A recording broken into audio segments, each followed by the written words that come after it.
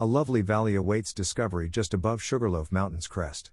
With a length of over 30 miles, historic Flagstaff Lake wraps neatly around the foot of the magnificent Bigelow Mountain Range.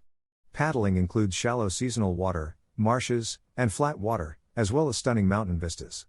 The Bigelow summits are all part of a 36,000-acre public reserve, and 2 of them are on Maine's list of 4,000-footers, so they're popular among peak baggers. In this Flagstaff Lake Maine fishing guide, we are going to share more details on how to get the most out of your experience. What is Flagstaff Lake? The towns of Eustis and Stratton both provide a wide range of hotel alternatives as well as some excellent eating options, including substantial home-cooked meals, fresh sandwiches, and cafe lunches.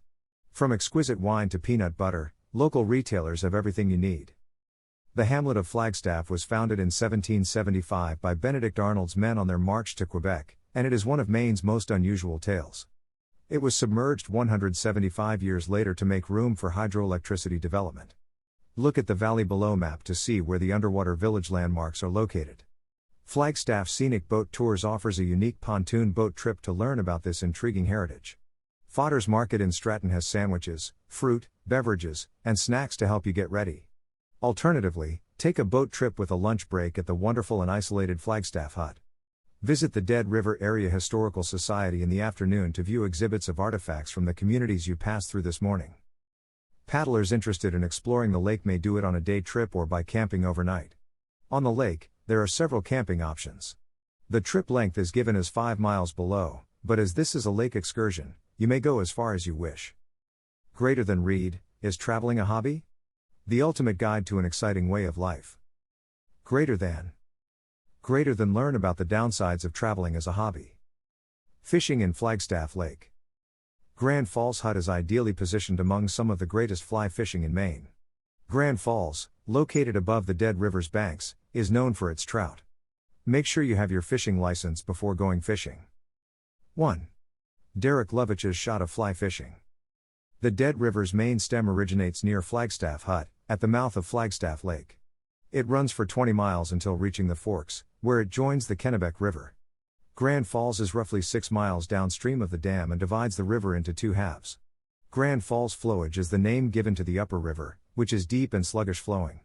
Rainbow trout, which may grow to be over 20 inches long, are the most popular fish in this region. This is a spontaneously reproducing local population that originated years ago as a result of illicit stocking. Rainbows aren't abundant in this area, but they thrive on the smelts that wash into the river from Flagstaff Lake. Along with rainbow trout, Grand Falls flowage also has brook trout and salmon. Anglers may wade the riffles around the Big Eddy within a mile of the dam for most of their fishing. To fish the lowest section of this flowage, you'll need a boat. Many of the bigger fish caught in the spring are caught on little spoons and rapala. Streamers that imitate smelt, such as the Gray Ghost, Black Ghost, and Thunder Creek, are also popular. Greater than read, 9 best Maine winter getaways for couples reviewed. 2. Dead River's Lower Reach. The Lower River, located below Grand Falls and within close walking distance of Grand Falls Hut, offers fishermen over 15 miles of riffles and pools to explore. The part of the stream between Grand Falls and Spencer Stream is catch and release only, and it is home to a large number of trout and salmon. Access is restricted to a few locations where a road leads down to the water. Those seeking privacy should go to the lower dead center part. Fishing pressure is substantially higher in areas that are easy to access, such as Grand Falls, Spencer Rips, and Poplar Hill Falls. The majority of the fishing on the lower river is for wild brook trout and salmon, with rainbow, brown trout, and splake, from Wyman Lake, thrown in for good measure. Fish don't grow as big here as they do upstream, although there are always outliers. Greater than read, where to see moose in Maine. Effective strategies. Salmon are commonly found around the mouths of cool inlets like Spencer Stream or Enchanted Stream since the lower dead flows hot in the summer. Fish clusters near Spring Leak on the bottoms of some of the bigger ponds as well.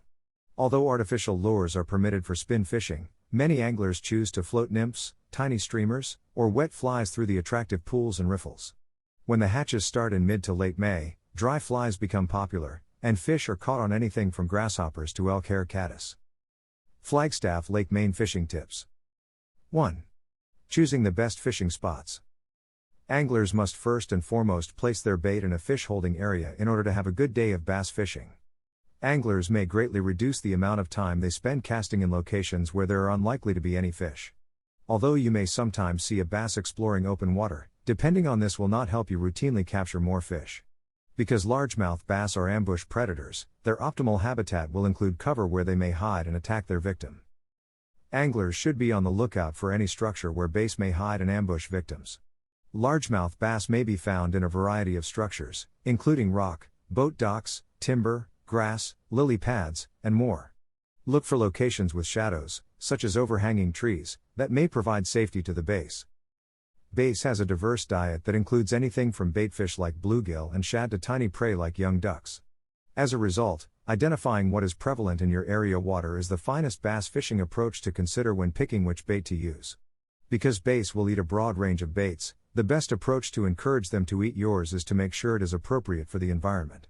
If your lure seems to be out of place in the habitat, the bass will most likely notice and refuse to eat it. Make careful to match the hatch or choose a bait that imitates the sort of forage the bass are eating on in your local water when picking your bait or bass lures. Use a shad or something similar as your bait if the local bass is eating on shad, or a silver-colored swim bait or crankbait if you're casting artificial. Greater than read, 10 romantic things to do in Bar Harbor, Maine in 2022. 2. Make weather adjustments. Different weather conditions may have a significant impact on how the local bass behaves each day.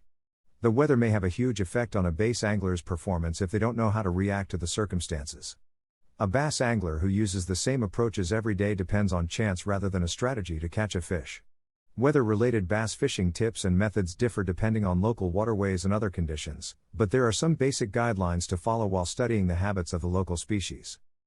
3. Overcast days. On overcast days, the bass is more ready to reveal itself and is more active. To get powerful strikes from huge active fish on cloudy days, baits with high movement are optimal. Chatterbaits, spinnerbaits, and topwater plugs are some of the greatest baits to use for excellent movement. Furthermore, live baitfish like shad will almost always entice an aggressive bass to strike. 4. Days with sunshine. On days with a lot of sun, bass like to remain close to cover or near the grass. They'll usually be lazy and hide beneath a cover, waiting for bait to come to them. On bright days, a bottom-bouncing bait like a Texas-rigged soft plastic or a jig is preferable. Flip and pitch your bait into the striking zone towards the base of the cover and be prepared for large bass to hit forcefully. On hot, sunny days, some fishermen feel that live bait is the only way to get a bass interested enough to move. 5. Wind. A bass fishing trip can be canceled due to wind, but you might want to rethink giving up the chance to utilize the wind to your advantage and catch more fish. Of course, there is a limit to this, and fishermen should never fish in unsafe circumstances. Nonetheless, a light to medium breeze may help anglers land fish that might otherwise be startled. Because the wind creates turbulence on the water's surface, the bass is less likely to be startled by the boat, your footsteps, your bait, or anything else. Experts also believe that something about the wind makes the bass agitated and ready to feed. Start throwing a moving bait towards the wind and be ready for a hit from an energetic fish. Final words. Maine is an angler's dream come true. Small and largemouth bass, salmon, and brook and lake trout abound in the state's lakes, ponds, rivers, and streams. While Maine has many fantastic fishing places, 3 bodies of water stand out above the others. Kennebec County's China Lake, Weber Pond, and Great Pond have all been named to the 2017 Bassmasters 100 Best Bass Lakes list for the Northeastern Division. With hundreds of lakes and ponds in the northeastern United States, the fact that 3 bodies of water in Kennebec County made the top 25 on this list indicates you shouldn't leave home without your fishing gear, since there are plenty of eager fish just ready to put up a historic battle.